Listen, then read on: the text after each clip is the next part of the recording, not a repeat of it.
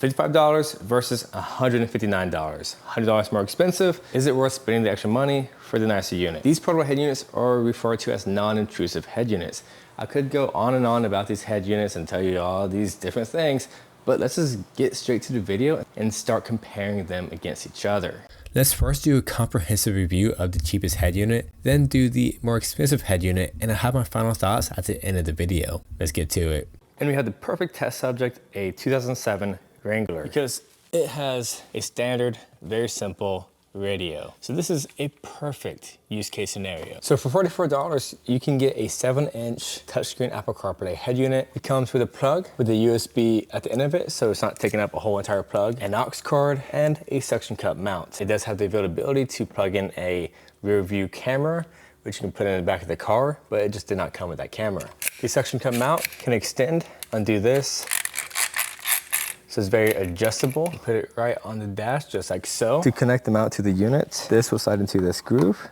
And you just push down and then click. And now we can put it on the dash. And now we have it installed very nicely and neatly. It kind of fits there almost perfectly. Now grab the power cord and plug in right there. When it glows red, you know you're getting power. Now just plug it into the back of the unit. And it does take a USB-C, so that's very nice and modern. Ta-da.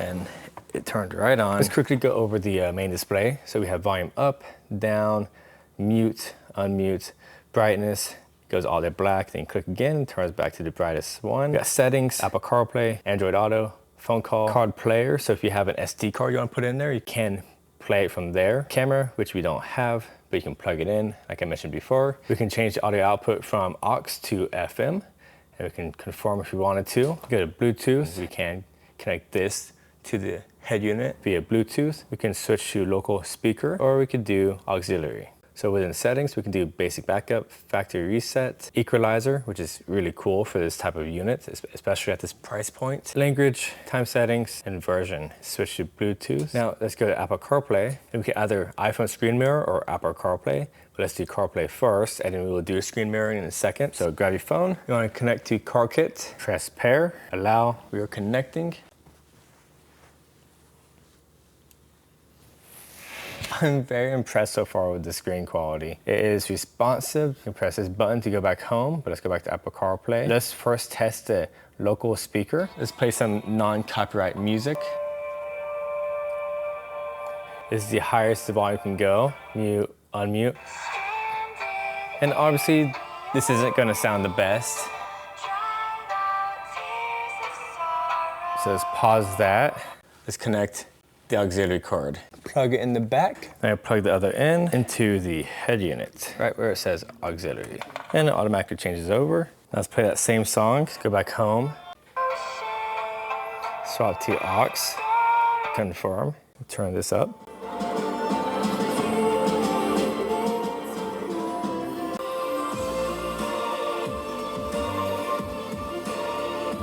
As you can hear, with the audio pause, you can hear this clicking noise. I'm not sure what exactly causes that. It's from the aux cable, obviously, and that is quite annoying, and I honestly would not be okay with that. So let's go ahead and swap to FM and see what the audio quality sounds like. So I turn FM transmission on. Now we need to find a station. 96.5 sounds good. So you can see this is pretty responsive. I'm really surprised. Hear the fuzz, no fuzz.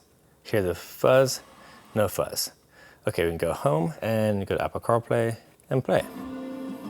It's probably not a good station if this is affecting it by me doing this, but it's a good enough station.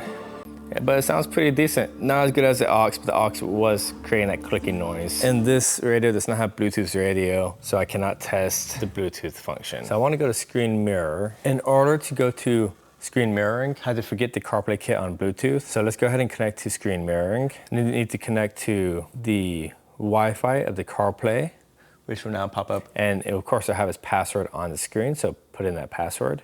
It says no internet connection, but that's fine. Slide this down, press this, press car. So most of every head unit I have tested out, the screen mirroring always had an audio delay. So let's test it out if we have some audio delay here. And I do want to say one more time that the screen quality on this, I'm thoroughly impressed. It might not come out perfectly on the camera because the camera is kind of funky when it tries to focus on this, but it's pretty good, especially for what, $44? I'll go on YouTube. Honestly, I mean, this looks good, higher quality, but the colors are much brighter on here. Crazy. Okay, well, my phone isn't connecting with good service, so because I'm in the garage. Hang on. So from here to here, it connects very quick. However, the audio is not syncing up like I expected. Now I want to do a phone call. To go back to Apple CarPlay, let's disconnect from here. I was trying to turn Wi-Fi off. Go to Bluetooth, go back to CarKit, connect to CarKit. Now I'm going to call my wife. I'm using CarPlay, as you can see. Hi, can you hear me? How is the audio quality? Good. It sounds like you're a little bit far away from the microphone. So that was pretty seamless. That was pretty good. And there's some sort of interference going on whenever I get close to the radio itself. When I go to this, it's fine, but when I go to the radio on the Jeep, there's some interference. Very interesting. I want to see if this unit will automatically connect to my phone after I turn it off and then turn it back on. Let's see if it automatically connects. Turns on so fast. It automatically connects.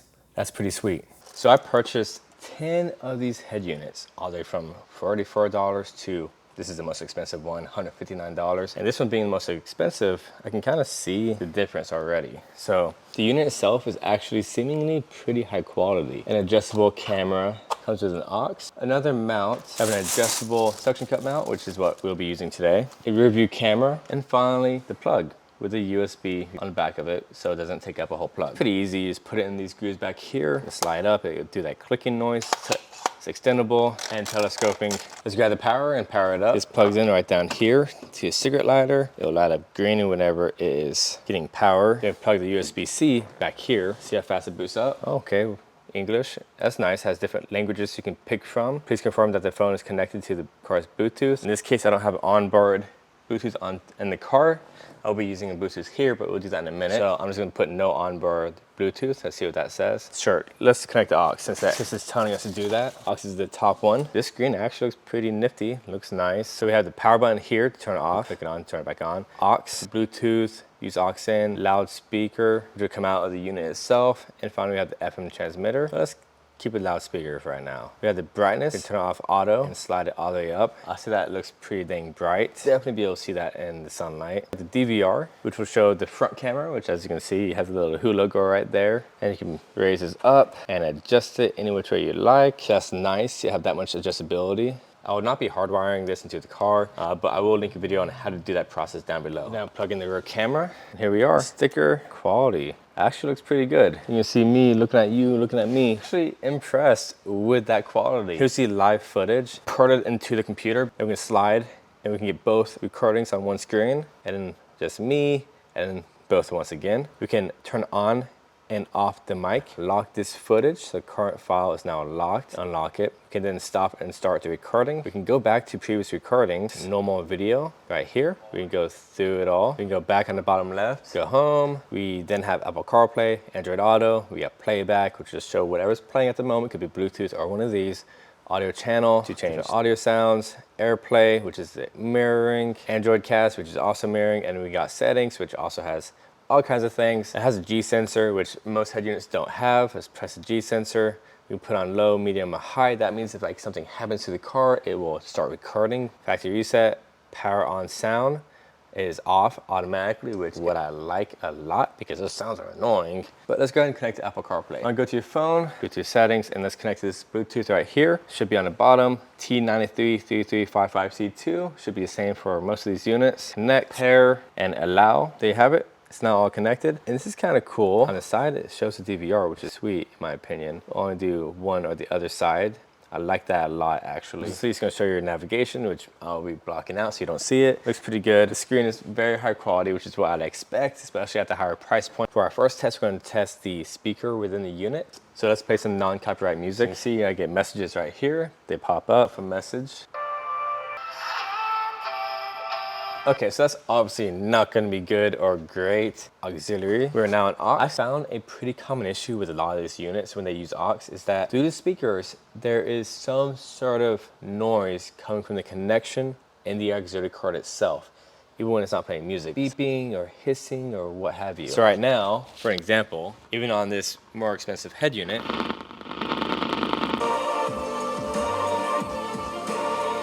okay, so it seems like I just didn't plug it in all the way. That was pretty tough to plug in all the way. No sound with it turned up all the way, so I think it was just my error. It's a human error here. Okay, so that sounds pretty good. Human error, my mistake, did not push the cord in all the way. FM transmitter, let's go to an FM station.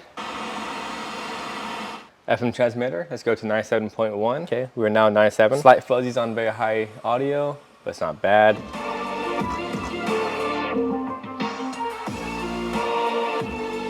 Now let's go to Bluetooth and check out Bluetooth. We will be connecting it to this guy Bluetooth speaker since this OEM head unit does not have Bluetooth. All you gotta do is connect your phone to the car's OEM Bluetooth. Playing here, audio coming from the Bluetooth. I think it does as expected. Sounds good. Now let's see how fast Apple CarPlay disconnects and reconnects. So I'm gonna turn off the unit by unplugging it down here and plugging it back in. And it automatically connects as it should, as expected. And now let's check out AirPlay. CarPlay is connected, please disconnect first. So disconnect Apple CarPlay. So you wanna go to Bluetooth and press forget device. The only way I figured out to connect to screen mirroring. Oh, I just realized I didn't take this off for y'all. Not like you're gonna notice anyways. We need to find the Wi-Fi and put in the password, which will be right here on yours. Join. We are now connected on my phone. Slide down to the control panel, press here. DY link should automatically connect. There's another very common issue with a lot of these units, and that is the input or audio lag. The visuals connect just fine, but the audio will lag. So let's see if the audio lags with this one. Change the audio channel to, let's do aux. The quality is gonna suck because I have terrible connection on my phone. Undo this. Holy shit, there is no audio lag. That's the first time. Let's see if there's audio lag with an FM transmission. This is very adjustable. So to connect them out to the unit, this will slide into this groove. No input lag. That is a win for the bros and sisters who want to use the mirror CarPlay. This is honestly the first time I've had it work properly myself. I've had all kinds of units. I haven't tested every single unit I've had, but the ones I have tested, including Android units, did not have this working properly, but this one does. Hey, just doing a mic quality test. How does it sound? I think pretty good. Audio quality just as good as the last one we tested at $120 something. $55 versus $159. Is it worth spending the extra money for the nicer unit? In my opinion, it is. The cons of this unit, mirror play does not work great. Distortion during phone calls. It's a small device, but it does get the job done. It is what it is. A huge selling point for me for this unit and for units like it is the camera's always recording. It's always recording in the front and it's always recording in the back. So if you happen to get in a car crash, you got the footage. The quality on this unit feels nicer. It is a much bigger screen, so that's nice. All the audio frequencies sound fantastic, even on higher volume on the FM transmission. It's fine, no distortion on phone calls. It sounds great. Mirror Link doesn't have any lag input, which is really impressive. And it boosts up pretty quick for all the software that it has on it. Either way, if you want this one or this one, I will have them linked down below for your convenience. Hopefully I did a comprehensive enough test for y'all to make y'all's decision on which one you should get. I'll do these videos for y'all to find the best head units for the price. And with more videos coming out, comparing them to each other and exposing how good or bad they are, the higher quality they will become. So that's why I'm here. This is Chris. Always appreciate and respect one another. I'll see you next time.